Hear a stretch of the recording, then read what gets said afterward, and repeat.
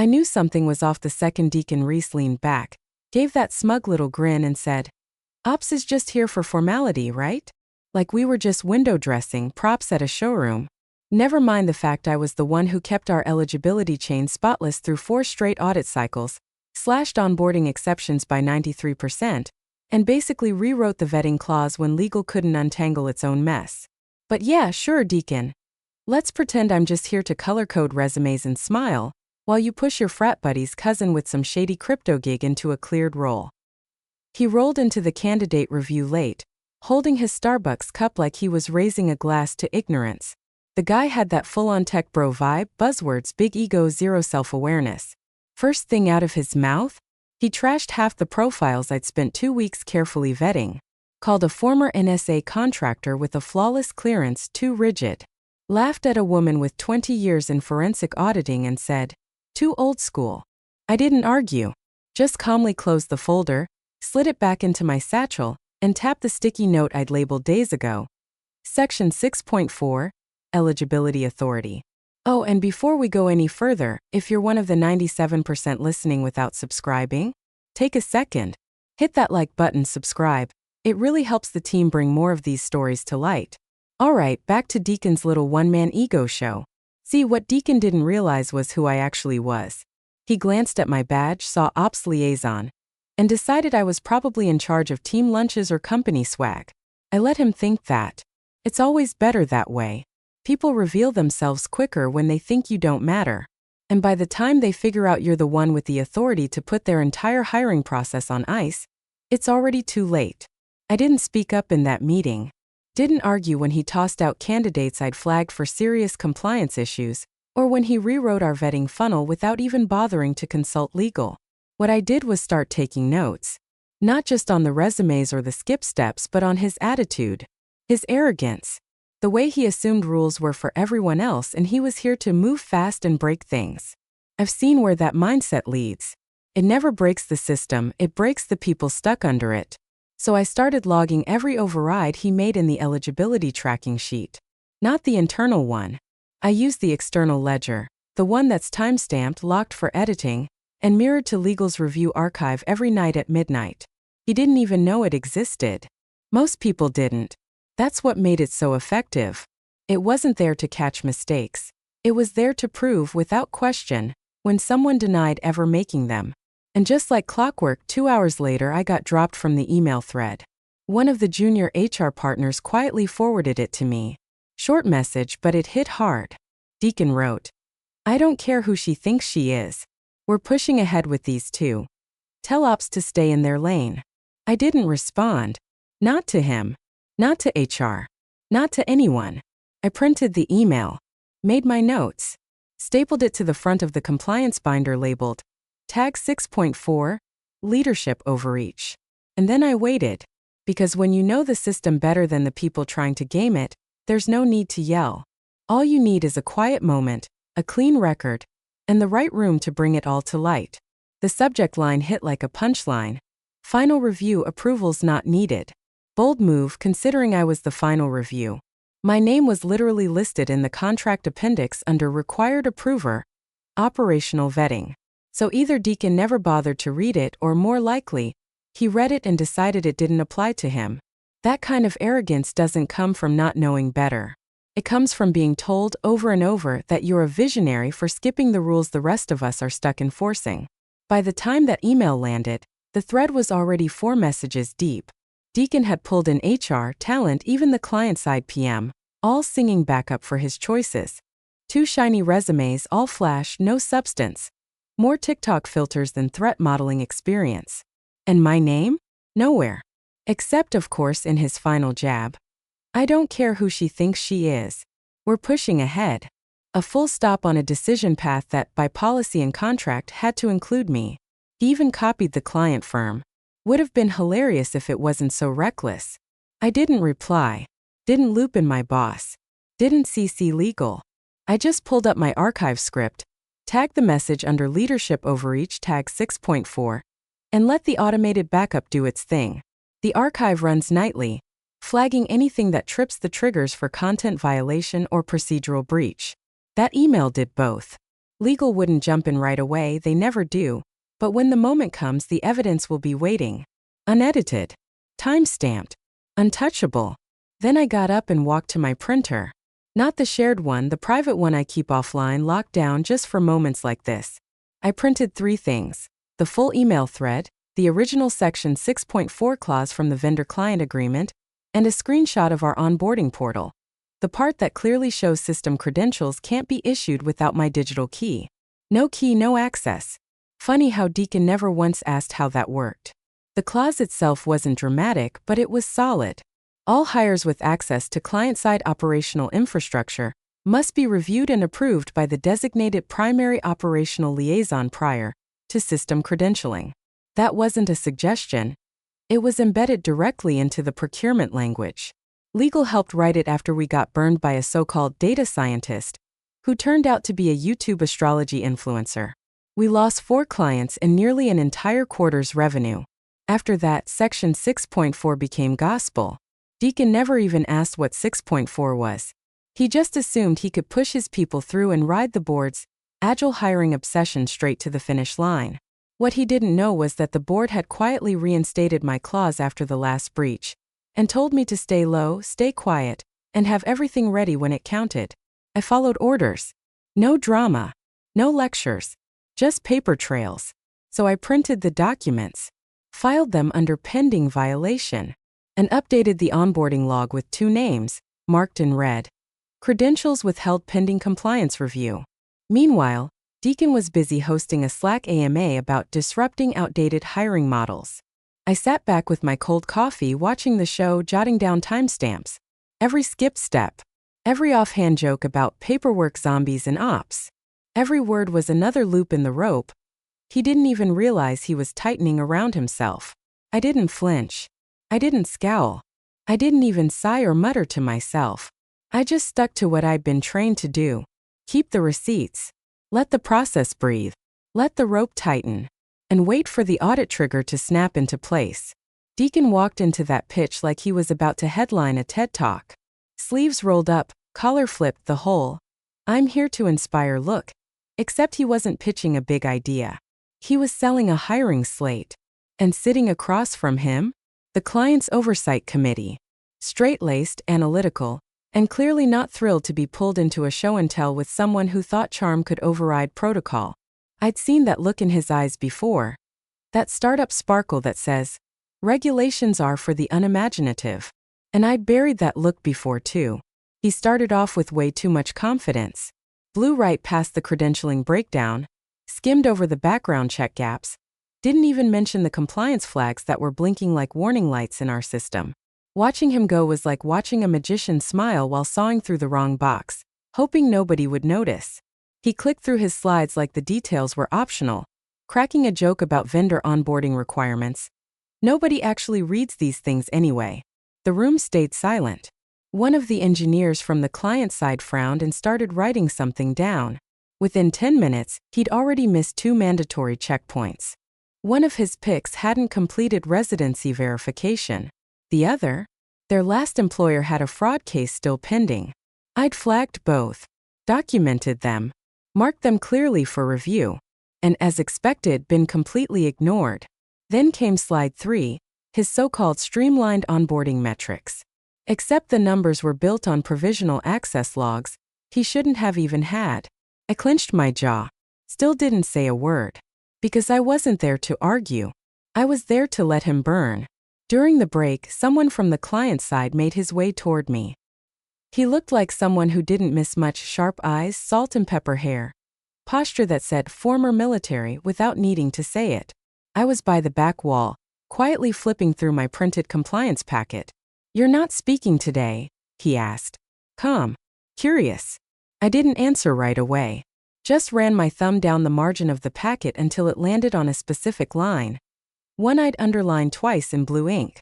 I turned the page toward him, gave it a light tap. He leaned in and read quietly, "Only approved hires vetted by PIL shall receive system credentials." Then he looked back at me. "That's you, right?" I gave a small nod. He didn't say anything else. Just nodded back, turned and walked away. That's the thing about real authority, it doesn't shout. Doesn't need a flashy intro or a 10-slide explainer. Sometimes it's just one line buried on page 17 of a contract, enforced by the one person who actually knows what happens when you ignore it. Back in the room, Deacon was still spinning his narrative. We've prioritized culture fit over rigid checklists, he said. Like due diligence was some outdated relic of a slower time. At one point, he waved vaguely in my direction and said, "Ops has reviewed most of this, I think." That upward tilt in his voice said everything. He had no idea what I'd seen, flagged, or flat out denied. That's when the COO turned and looked at me. No words. Just a glance. I didn't nod. Didn't move. Didn't step in to help. Because he didn't need saving. He needed to hit the wall face first and realize that processes exist for a reason. That blowing past compliance isn't innovation. It's negligence. When you lock a door without checking who holds the master key, you'd better hope that key holder isn't standing right there, watching you fake your way through access. My stamp of approval wasn't on those hires. My name wasn't anywhere in Deacon's slide deck. But my authority, it was hard-coded into every credential form, every system access gate, every onboarding API we used. And I hadn't touched a single one. It was a Thursday. Sky was gray, a light, miserable rain in the air. The kind of weather that makes everything feel like it's holding its breath. I was knee-deep in credential logs when the ping hit. Not from our team, from the client's InfoSec lead, Amira Patel. The subject line? Eligibility confirmation. Additions from 11-2 submission. Straight to the point. Inside the email, just one line. Your name's listed on the roster as primary operational liaison. Can you confirm the 2 recent additions passed your vetting process? That was it. That was the moment the wheel finally locked into place.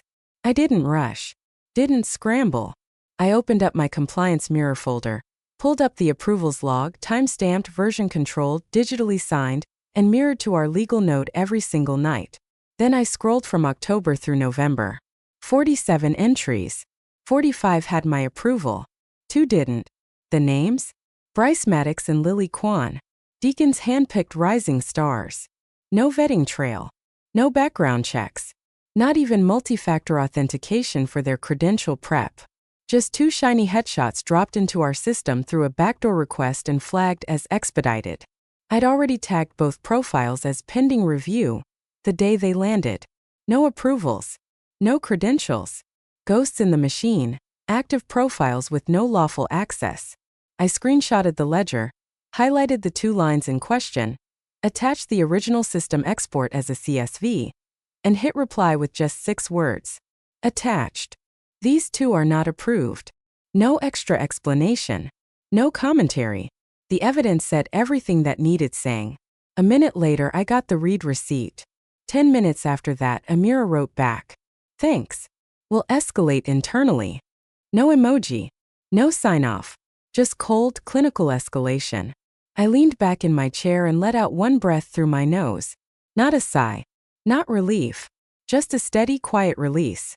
This wasn't triumph. Not yet. It was controlled vindication. The kind that doesn't rush into the room, but waits by the curtain, knowing the real shift in the story just happened.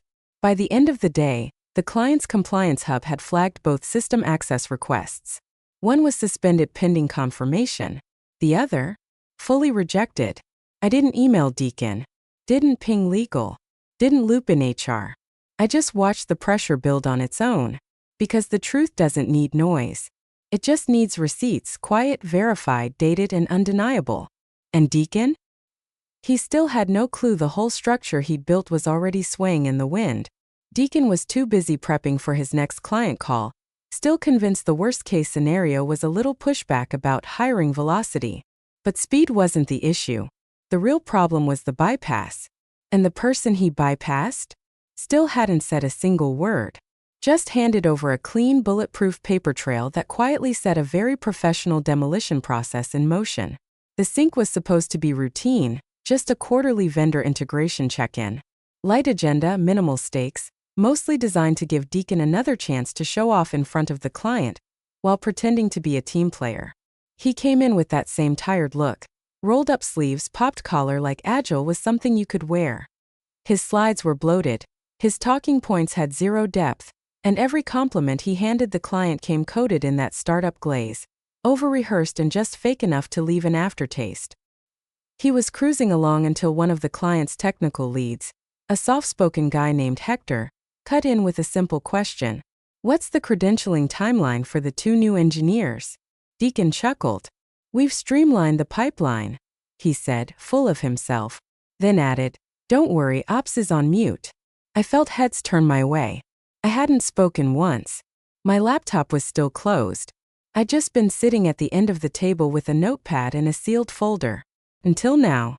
Without a word, I slid the folder across the table to our company counsel, Janice Liu.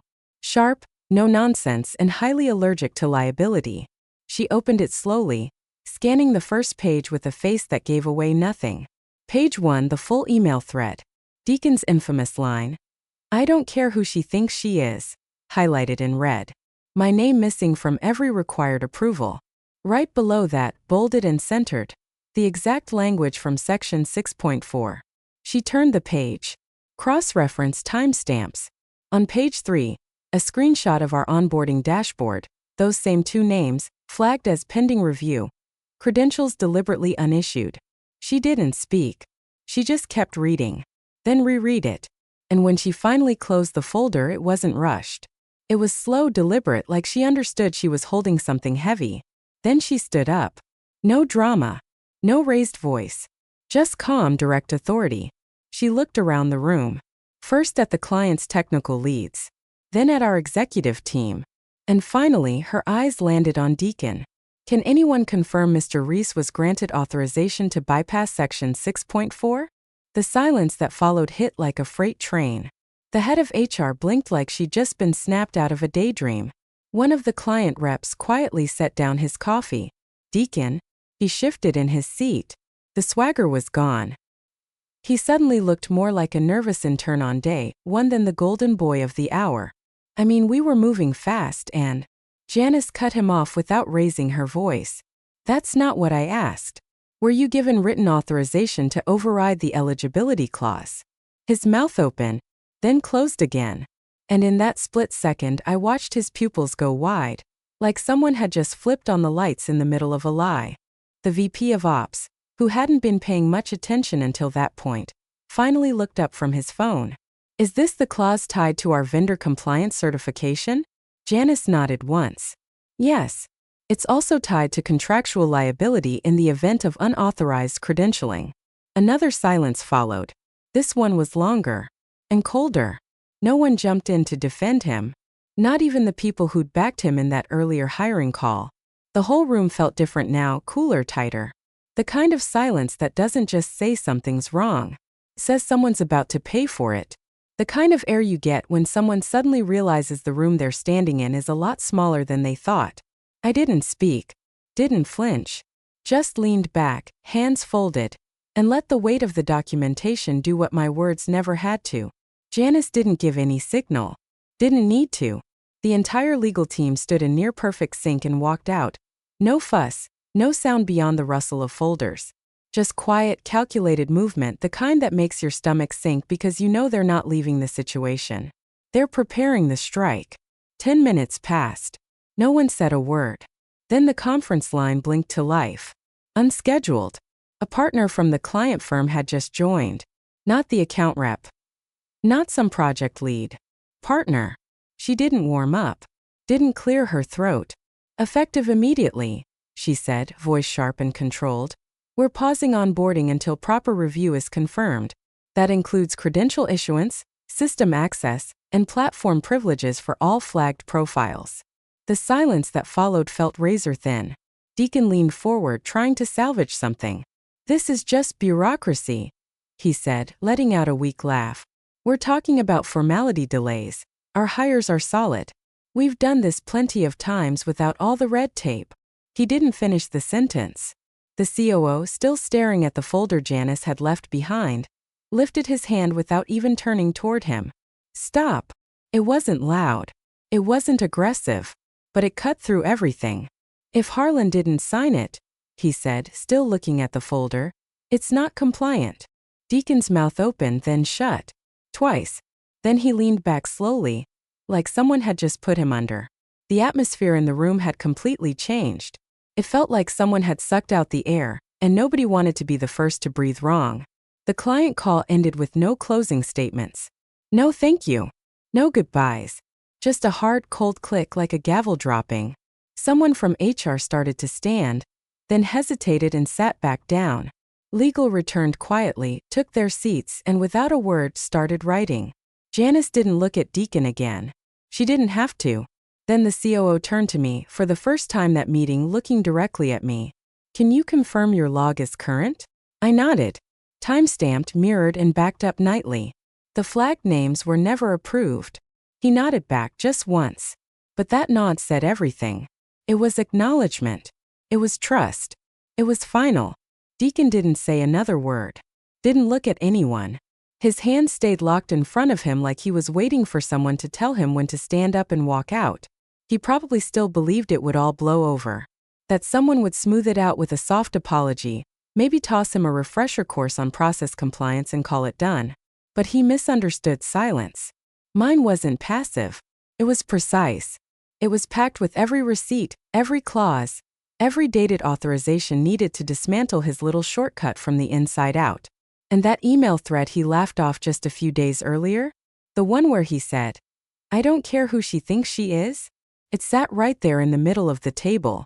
Plain paper. But it might as well have been a loaded weapon. A paperweight, a trigger, and a tombstone carved with his name. By 3:40 p.m., his meetings started disappearing from the shared calendar. One after another. Like stars blinking out. Weekly talent sync? Gone. Client pipeline strategy? Vanished. His usual coffee chat with leadership? Erased without a trace. No alerts. No explanations. Just silence swallowing every trace of him in real time. That's when you know it's real, when even the calendar stops pretending you were ever there. Security didn't do the whole dramatic escort bit. No boxes, no last words, no tears. Just two quiet guys in gray blazers standing by his desk while he typed something half-hearted into Slack. His screen dimmed mid-message. Auto-log out. Just like that, his access shut down before he could even drop a goodbye gif. No HR memo. No company-wide message. Just a cold auto-forward in the global inbox. Role currently under review. Future correspondence regarding Mr. Reese should be directed to the interim ops chain. The interim ops chain? That was me. One name. One line. They called me in 15 minutes later. No handshake. No backpats. Just a quiet, windowless conference room with scratchy chairs and a scenic view of HVAC ductwork. Inside, the compliance director, the legal liaison, and a folder already cracked open on the table. No speech. No drama. No, we value your contribution send-off. Just a single page pushed across to me with a pen. At the top, org structure revision immediate. Below that, one new title. Operational integrity lead. No fluff. No mission statement. Just a clean org line connecting me straight to compliance, with dotted line visibility into talent, legal, and vendor assurance. A role that didn't exist last week. Because it didn't have to. Until someone like Deacon made sure it had to. I signed. That was it. The compliance director closed the folder, nodded once, and said, "We'll route all future onboarding through your office." I nodded back. Not out of pride. Not out of ego. Just to acknowledge the sound of gears clicking back into place. A system that had slipped off track for a moment finally resetting to how it was designed to run. I didn't think about Deacon as I walked back to my desk. Not even when I passed his empty chair, still slightly pulled out. His badge dangling from the clip like it had lost its owner mid-sentence. Because this was never about Deacon. It was about the clause, the contract, the process, and the quiet power of being the one who actually read the fine print. The office didn't feel triumphant. Just felt right. Still. Balanced. Exactly how it should have been all along. The first thing I did, before I even sat in Deacon's old seat, before a new badge was printed or my title updated in the system, was pull the onboarding ledger. Every single entry. No one asked me to. No one had to. Because when a breach almost slips through on your watch, even if you stopped it, you don't just patch the leak. You rebuild the hull. I printed the full record going back 6 months. cross-checked every line against the credential log archives, verified background checks, reviewed system access keys, matched client approvals. If anything smelled like a shortcut or looked even slightly off, I flagged it. 2 entries stood out. Deacon's last-minute favorites. No operational sign-off. No credential issuance. And worst of all, no vetted audit trail. Invalidated. On the spot. They never got into the core systems because I'd refused to activate their credentials. But I formally scrubbed them from the record and tagged both profiles as non-compliant initiates. Let HR deal with the fallout. That's their lane. I'm not here to babysit. Then I did what someone should have done a year ago. I rebuilt the entire approval flow from the ground up. From now on, no access via Google Form, no Slack pings, no forwarded email chains that reek of desperation. Onboarding now ran through a single locked funnel. Biometric authentication, multi-key credential vaulting, and a time-stamped approval that lived directly in the system's spine. No biometric match, no key, no exceptions. And the root ID behind the vetting process? Mine. I didn't brag. Didn't send out a Slack post with fireworks or drop a motivational quote into the onboarding dashboard. I just updated the workflow doc, linked the new chain, and quietly let legal know the revision had cleared compliance thresholds. System updates would mirror at midnight. By morning, every single new hire request would trigger a built-in 6.4 audit before anyone even glanced at a resume. Then I turned to the backlog. Deacon's proposals, pitch decks, and fast-track talent acceleration files all lived in a shared drive under that exact title. I renamed the folder, disregarded pathways, then archived it, set it to read-only, locked it behind compliance clearance. In the metadata, I left one note, retained for audit trail only, not reflective of current onboarding policy. That was the last acknowledgement Deacon would ever get from me. The rest of my changes weren't flashy. They were structural, quiet reinforcements beneath the surface.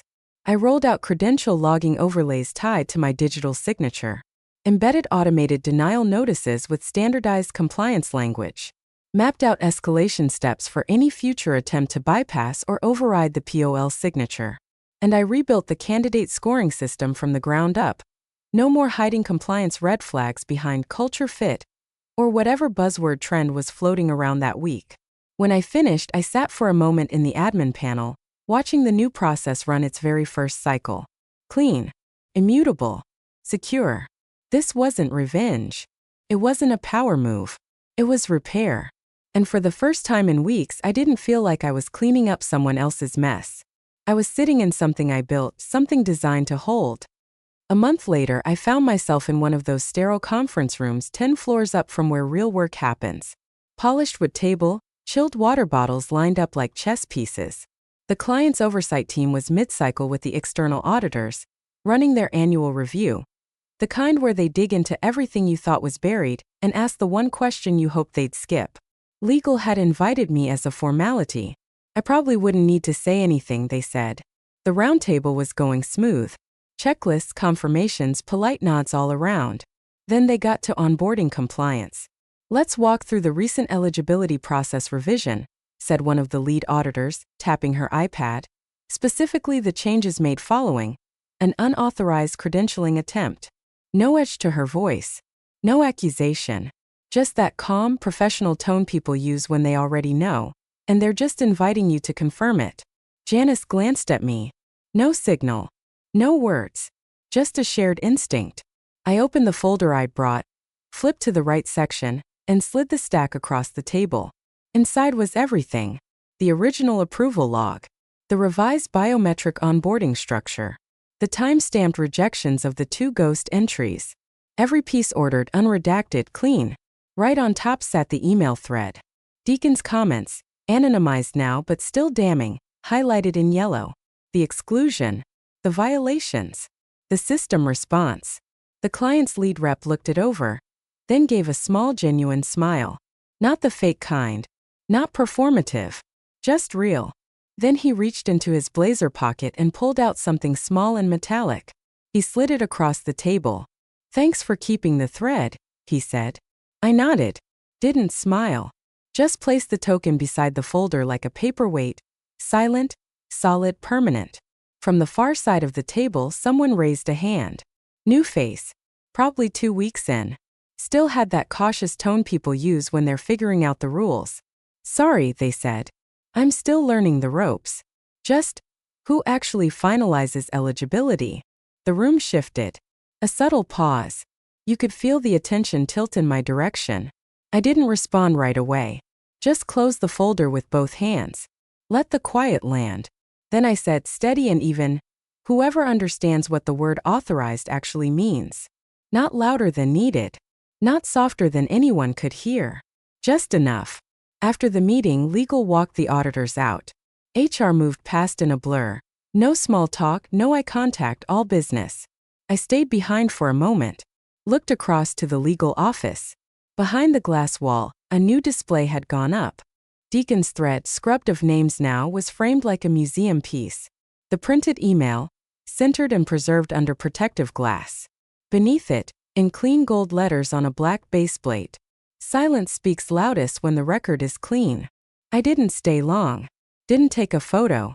Didn't linger. Just turned, walked past the badge scanner, and headed back to my desk.